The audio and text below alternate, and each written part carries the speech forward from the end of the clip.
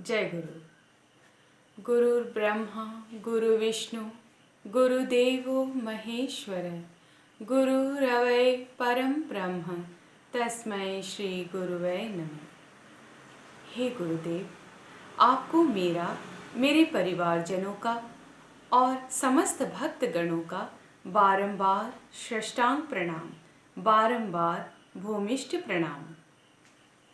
मैं सत्यानुसरण अनुवाद के इस एपिसोड में एक पंक्ति पढ़कर इसका अनुवाद करने का प्रयत्न करूंगी और इसी तरीके से प्रत्येक दिन एक एक वाणी पढ़कर उसका अनुवाद करने का प्रयत्न करूंगी। यह सत्यानुसरण हर व्यक्ति, हर वर्ग के व्यक्ति के समस्याओं का हल है। यह संक्षिप्त गीता है। इस किताब के वाणी का हर अक्षर अक्षर जिस व्यक्ति ने अपने जीवन में उतार लिया, वह तो समझिए हर तरह के कष्टों से मुक्ति पा लिया। केवल इसके वाणियों को पढ़ लेने से ही उपलब्धि प्राप्त नहीं होती। इसे पढ़कर समझें, समझकर इसका मनन करें, मनन करके अपने जीवन में इसे उतारने का प्रयत्न करें, अपने जीवन में इसे लागू करने का अभ्यास करें और तब मिलेगी उपलब्धि। और प्रत्येक उपलब्धि एक सिद्धि के समान है।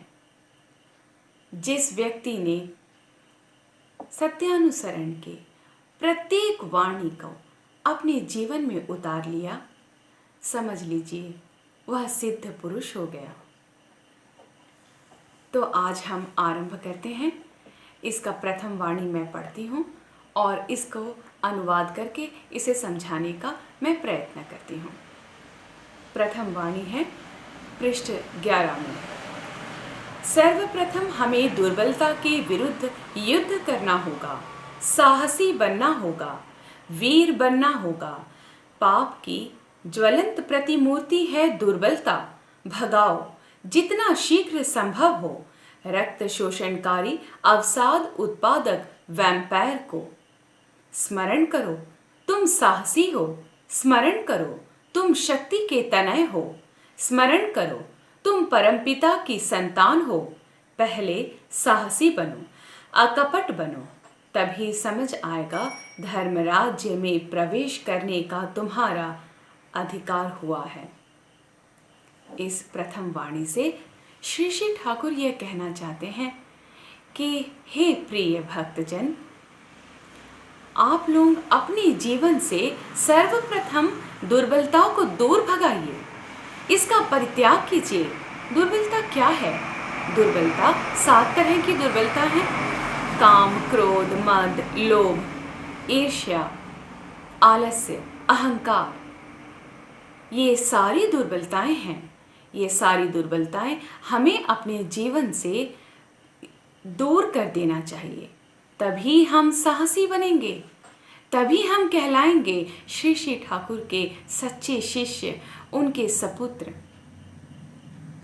अब आप कहेंगे दुर्बलता भगाओ, कहना तो बड़ा आसान है पर करना बड़ा कठिन। सही कह रहे हैं आप। इसे भगाना, इसे जब हम अपने जीवन में उतारना चाहते हैं तब हमें बड़ा कठिन लगता है। जब हमारी कोई लोभनीय चीज़ हमारे सामने आ जाती है, या जब हम कहते हैं कि मोह हटाओ और कोई हमारा प्रिय व्यक्ति हमारे पास खड़ा हो, तो हम उनसे मोह नहीं हटा सकते। अहंकार करने के समय हम अहंकार कर लेते हैं, आलस्य करने के समय हम आलस्य करते हैं, परंतु इन सब को हमें दूर करना चाहिए। किस तरीके से करेंगे? आप पहला कदम तो बढ़ाइए। जैसे आप उदाहरण पे ले लीजिए, आप सुबह हर रोज 4 बजे उठना चाहते हैं, परंतु बिस्तर इतना प्यारा लगता है कि उसका त्याग किया ही नहीं जाता। ठंड के मौसम में जब हम कंबल ओढ़ के रजाई ओढ़ के सोए रहते हैं तो हमें इतना अच्छा लगता है कि हमें वो उसका त्याग हम कर ही नहीं सकते।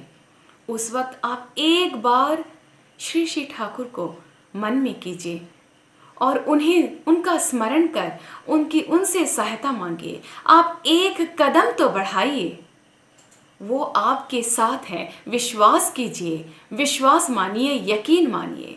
जब आप उनकी वाणियों को अपने जीवन में अमल करने का प्रयत्न करेंगे, निसंदेह वो आपके साथ रहेंगे, निसंदेह वो आपके पीछे ही खड़े हैं और आप इस तरीके से अपने जीवन से दुर्बलता को भगा देंगे।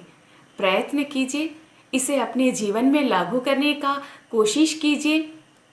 पहले बार हो सकता है आप सफल ना हो, दूसरी बार आप कीजिए, तीसरी बार आप कीजिए। जब ठाकुर देखेंगे आप प्रयत्न कर रहे हैं, वो आपके साथ रहेंगे, वो आपके साथ खड़े हो जाएंगे। जय गुरु।